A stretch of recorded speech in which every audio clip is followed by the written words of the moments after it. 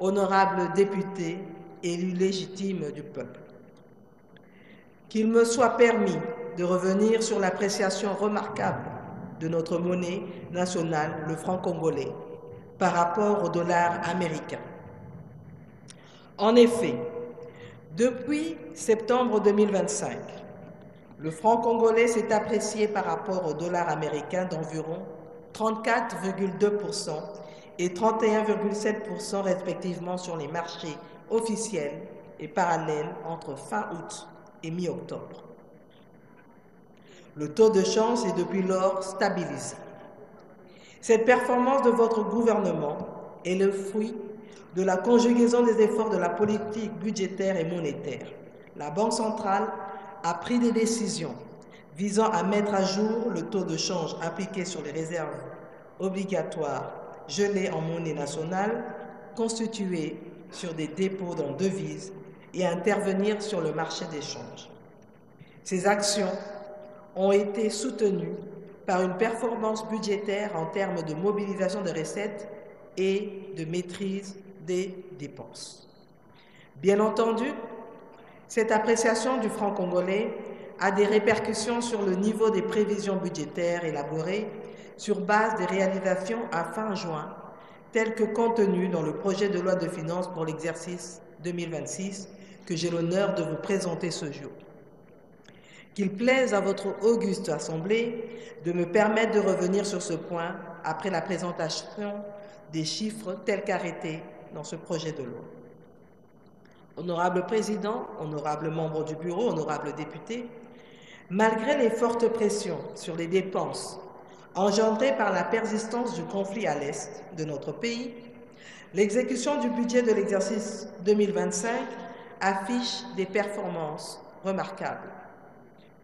À fin juin 2025, le déficit budgétaire intérieur, base caisse, a été contenu à 1 882 milliards de francs congolais, en dessous du plafond ajusté de 2 062 milliards de francs congolais, prévu dans la loi des finances rectificatives de l'exercice 2025. Ces déficits n'ont pas été financés par les avances de la Banque centrale du Congo, contribuant ainsi à réconforter la situation macroéconomique du pays. Ils ont été financés par des émissions de titres publics sur le marché intérieur.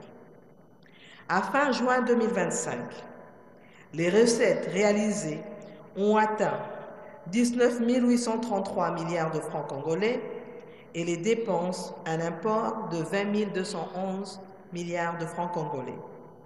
Cette situation s'est poursuivie jusqu'à fin septembre 2025 avec des recettes réalisées à hauteur de 31 689 milliards de francs congolais et des dépenses effectuées de 26 914 milliards de francs congolais.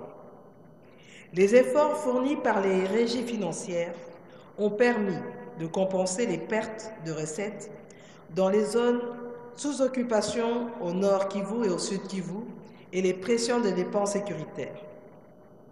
Les recettes budgétaires ont dépassé légèrement les prévisions dans la loi de finances rectificative, grâce notamment à l'application de l'arrêté interministériel numéro 001 du 2 mai 2025 portant taxation des carburants terrestres et d'aviation destinés à l'activité minière et ou cédés aux entreprises minières et leurs sous-traitants, excluant ceux-ci du bénéfice de la subvention pétrolière accordée par l'État.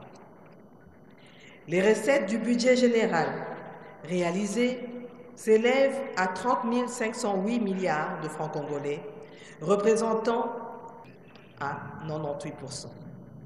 À la même période, les recettes des budgets annexes et comptes spéciaux ont été mobilisées à hauteur de 245 milliards de francs congolais et de 548 milliards de francs congolais, renseignant des taux de réalisation de respectivement 54% et 27% en équilibre avec les dépenses correspondantes. De façon globale, les recettes internes se sont chiffrées à 15 184 milliards de francs congolais pour un taux de réalisation de 99%. Elles comprennent les recettes courantes réalisées à hauteur de 90% et les recettes exceptionnelles au titre de bons et obligations du Trésor qui ont atteint un score impressionnant, 519% des prévisions linéaires.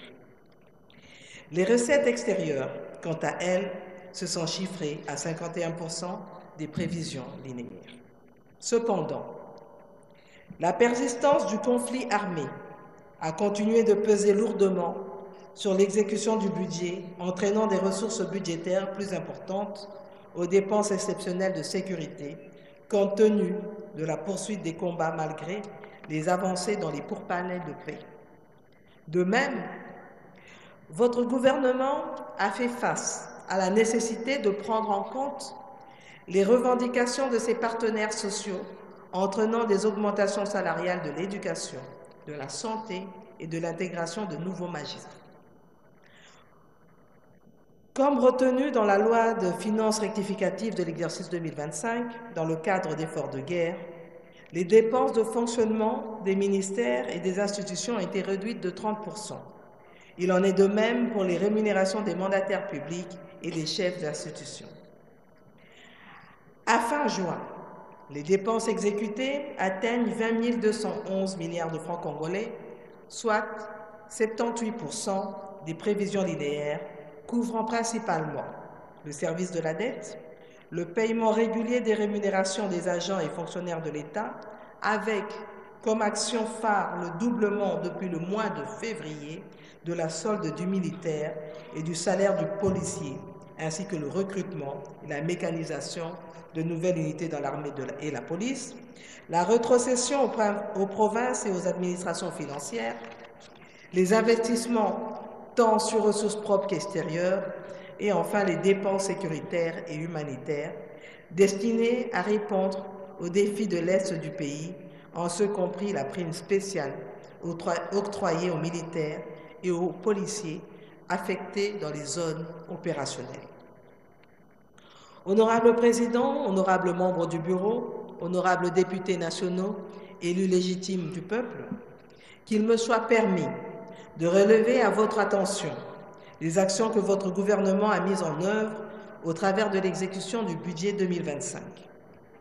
En ce qui concerne les rémunérations, les pressions en termes d'augmentation de salaire sont jusque-là contenues grâce à la discipline budgétaire que votre gouvernement s'est imposée.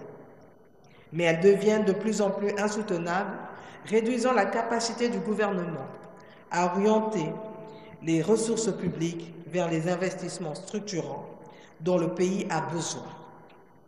À ce titre, sur instruction du chef de l'État, la mise en place de la nouvelle politique salariale permettra de renforcer la justice sociale et l'efficacité de l'action administrative de l'État. Vous avez, dans le cadre du vote de la loi de finances 2025, permis au gouvernement d'établir les plafonds d'autorisation d'emploi. Je sollicite humblement votre adhésion à ces efforts du gouvernement pour la mise en œuvre effective de la nouvelle politique salariale. Ainsi, des amendements sur les crédits liés aux rémunérations devraient tenir compte des plafonds d'emploi public et des barèmes approuvés par votre gouvernement dans le strict respect du principe d'équivalence de grade et de l'équité. Dans le cadre de l'amélioration du pouvoir d'achat, votre gouvernement s'est investi dans la restructuration des prix des produits pétroliers avec comme objectif la baisse sensible de ces derniers, dont la plus récente est intervenue il y a 1 ou 2 jours. Élément important dans la détermination des prix des produits de première nécessité et de transport. S'agissant des investissements publics, les besoins, tant sociaux qu'infrastructurels, sont énormes et les capacités d'absorption des ressources budgétaires allouées sont limitées. Cependant, votre gouvernement a lancé d'énormes chantiers que je tiens à signaler ici. Premièrement, sur l'initiative du chef de l'État, le programme PDL 145 territoires a commencé à mettre en place des infrastructures de base dans nos territoires. Centres de santé, écoles, bâtiments administratifs. À ce jour, dans le cadre du budget 2025, un montant d'environ 1 664 milliards de francs congolais ont été déboursés et plus d'1 millier d'ouvrages d'infrastructures de base ont été achevés.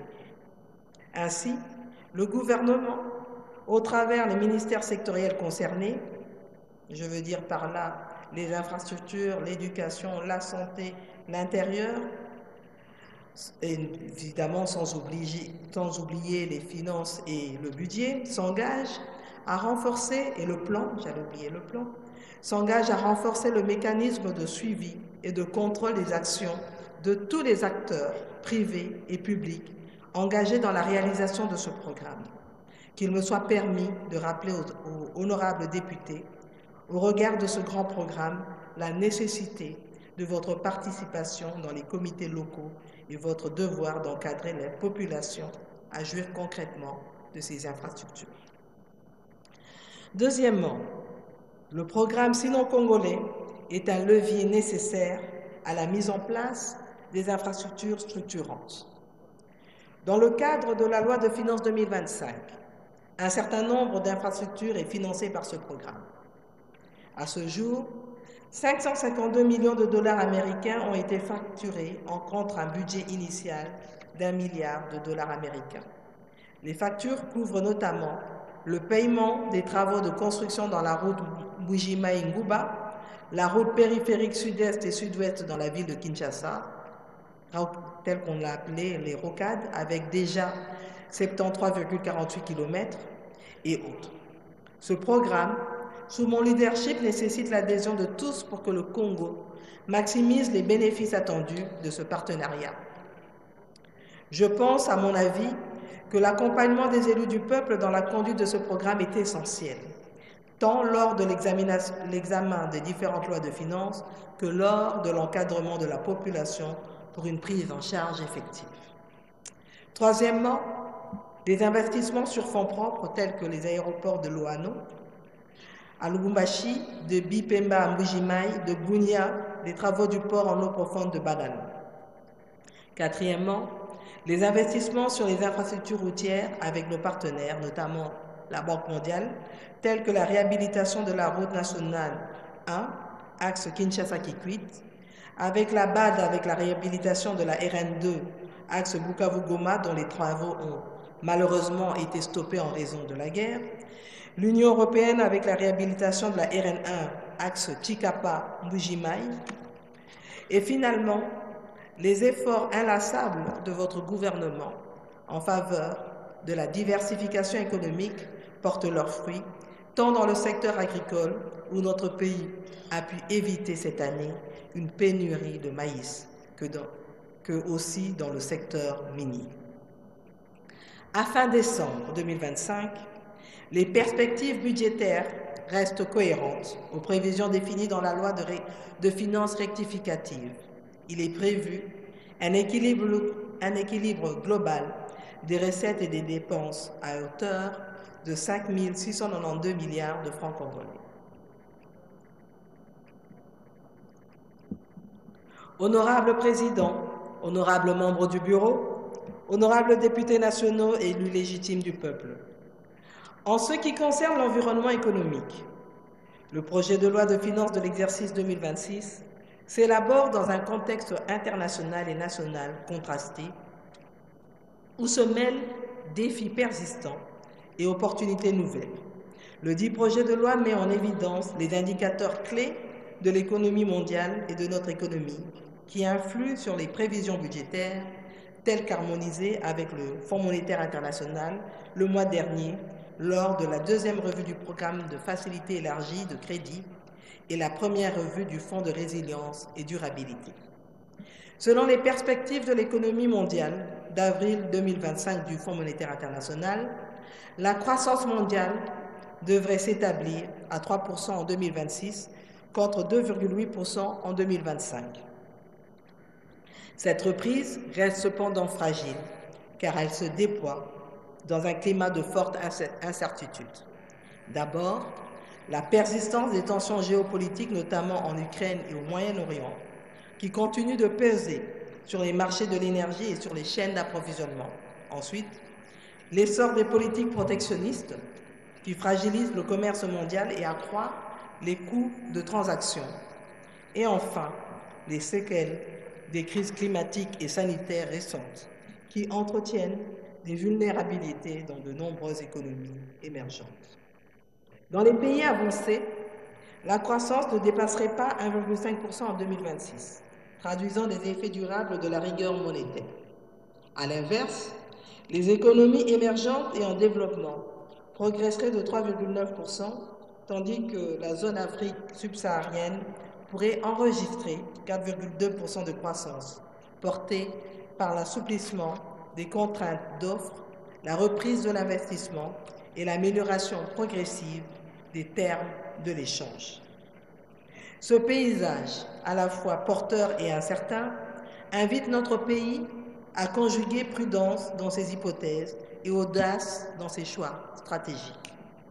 Au niveau national, les perspectives économiques demeurent favorables, soutenues par la vigueur du secteur minier et par les efforts de diversification engagés par votre gouvernement.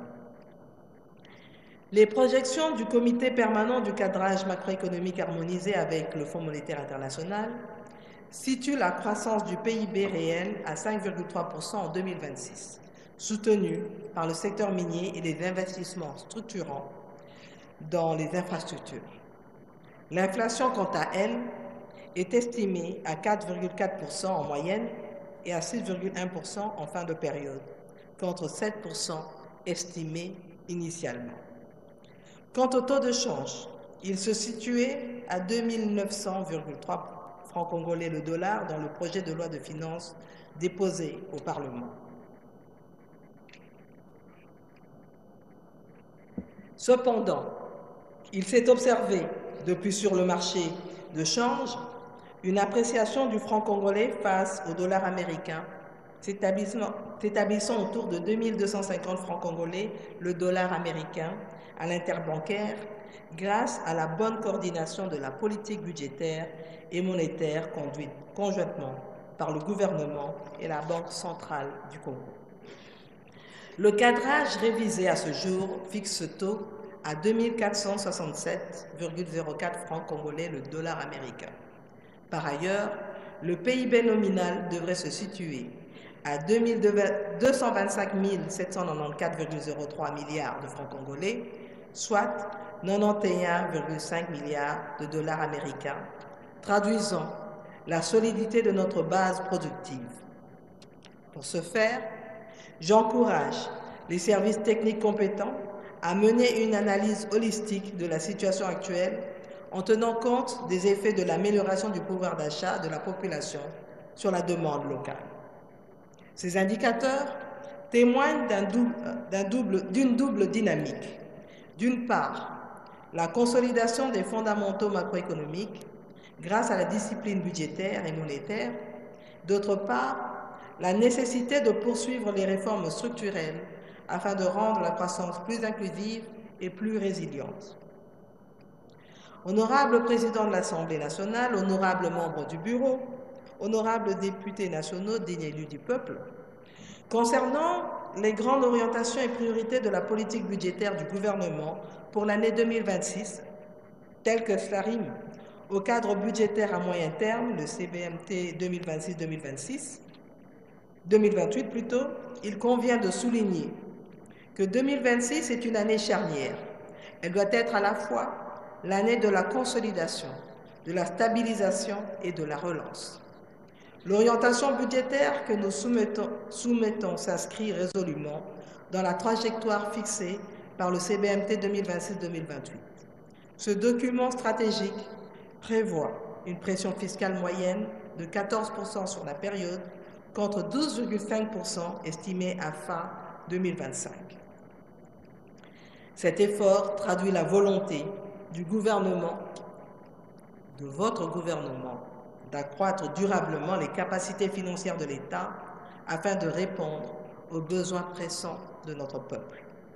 L'objectif est clair, doubler les recettes courantes, hors ressources aussi communes, à l'horizon 2028, en prenant pour point de départ les réalisations de 2023, dernière année du précédent quinquennat. Pour 2026, Le gouvernement envisage dans son projet de loi de finances de porter ses recettes à 34 835 milliards de francs congolais. Elles devraient être en hausse d'environ 15% et 13% respectivement en 2027 et 2028. Cette trajectoire, palier après palier, incarne une montée en puissance budgétaire donnant à l'État les moyens de ses ambitions. Le doublement ainsi envisagé vise à dégager, année après année, des marges budgétaires qui seront affectées aux priorités vitales pour la nation, à savoir le renforcement de la sécurité du pays, le financement des infrastructures de base, ainsi que l'amélioration des salaires d'agents et fonctionnaires de l'État. Pour garantir la soutenabilité du cadre budgétaire à moyen terme, une évaluation rigoureuse des risques susceptibles d'altérer la trajectoire des finances publiques s'impose. La déclaration sur les risques budgétaires 2026-2028 identifie plusieurs menaces, notamment les chocs macroéconomiques, la volatilité des cours des matières premières, les risques liés au service de la dette, les passifs potentiels associés aux entreprises publiques et aux partenariats publics-privés, les aléas climatiques et autres catastrophes naturelles, ainsi que les risques sanitaires et sécuritaires, tous susceptibles d'engendrer des dépenses imprévues. Honorable Président de l'Assemblée nationale, honorables membres du Bureau, honorables députés, abordant à présent le projet de loi de finances de l'exercice 2026, je voudrais rappeler qu'il est élaboré dans un contexte marqué, notamment par les faits ci-après. Sur le plan politique, diplomatique et sécuritaire, la mise en place du gouvernement d'ouverture depuis le mois d'août dernier, l'offensive diplomatique pour mettre un terme à la guerre d'agression dans l'Est de notre pays qui aboutit le 27 juin 2025 à la signature de l'accord de Washington entre la République démocratique du Congo et le Rwanda. Sur le plan social, sanitaire et humanitaire, la poursuite de la mise en œuvre de la gratuité de l'enseignement primaire et de la couverture santé universelle étendue aux accouchements ainsi qu'aux soins prénataux, postnataux et néonataux. Dans les provinces, ce contexte est également marqué par la résurgence de l'épidémie de variole du singe, Mpox, d'Ebola et par la crise humanitaire à l'Est, où les déplacements massifs de population appellent une réponse accrue de l'État. Sur le plan économique, la stabilisation du cadre macroéconomique attestée par le raffermissement de la croissance, la maîtrise de l'inflation et la stabilisation du taux de change, la poursuite de la construction des infrastructures de base pour l'interconnexion et la viabilité des provinces, la perspective de la signature d'un accord minier entre la République démocratique du Congo et les États-Unis d'Amérique, le financement à travers la Banque mondiale avec l'appui de la Banque africaine de développement dans le cadre du programme Ingatron. Enfin, sur le plan des finances publiques, la mise en œuvre du nouveau programme triennal avec le Fonds monétaire international, approuvé par son conseil d'administration le 15 janvier dernier, après l'achèvement satisfaisant de la 6e revue du programme 2021, ainsi que la mise en place des référentiels pour la déconcentration de l'ordonnancement et la migration du budget en mode programme. Sans préjudice des modifications devant intervenir à la suite de l'évolution du cadre macroéconomique, tel que je viens de le spécifier, le projet de loi de finances pour l'exercice 2026 comporte un budget présenté en équilibre, en recettes et en dépenses, à 59 021 milliards de francs congolais. Ce niveau traduit une progression notable de 16% par rapport au budget rectificatif de 2025, chiffré de francs congolais. American Dream. Dispersion chaîne Investment Group. Rêve américain pour la Kosomba Lopango aux États-Unis. Plus précisément la ville où il y a Dallas. Aujourd'hui c'est possible. Pays-moi pendant 30 ans. Ne vous trompez pas l'adresse. Dispersion chaîne Investment Group. Voulez-vous acquérir une maison aux États-Unis? L'agence immobilière Dispensation Investment Group d'Elite Global, basée à Dallas, vous en donne l'opportunité. Il vous suffit de verser un acompte pour acquérir une propriété que vous payerez progressivement pendant 30 ans. Oui, vous avez bien entendu, pendant 30 ans. Contactez-nous au +1 737 420 80 84, au +1 469 720 60 93 ou au +1 737 548 51. Dispensation Investment Group, investissez dans votre avenir avec l'immobilier aux États-Unis dès aujourd'hui. Oh ma papa, ton maman lopango. Rêve américain. Venez nous contacter. Rêve américain. Tapez sur Google. Dispensation Investment Group. Na moke na komi baye. Lopango elenge. Ozala bayere elengi pou. Héritage à bana. Rêve américain. Pour la consommer lopango aux États-Unis. Plus précisément la ville Dallas. Aujourd'hui c'est possible. Pays m'a pas 30 ans. Mais vous trompez pas l'adresse. Dispensation Investment. Lotaka Music Band International.